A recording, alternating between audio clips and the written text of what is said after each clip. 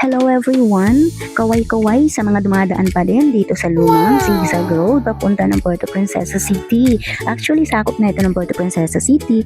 Dito po ito sa Palawan. Napaka-safe na pong dumaan dito dahil natapos na yung construction ng kalsada. Wala na mga heavy equipment na nakapila dito sa tabing kalsada. Natutuwa nga ako tuwing daraan kami dito kasi naaalala ko noon, hindi pa to simentado tapos bus ang sasakyan mo. Talagang nakakahilo na kung pwede lang lagpasan ang part na ito. So balik tayo dito sa zigzag. Parang buhay lang natin, di ba?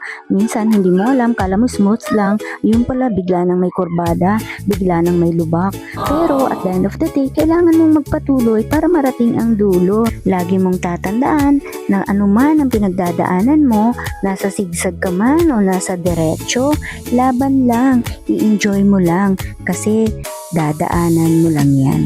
So that's all for now. Thank you for watching. Bye!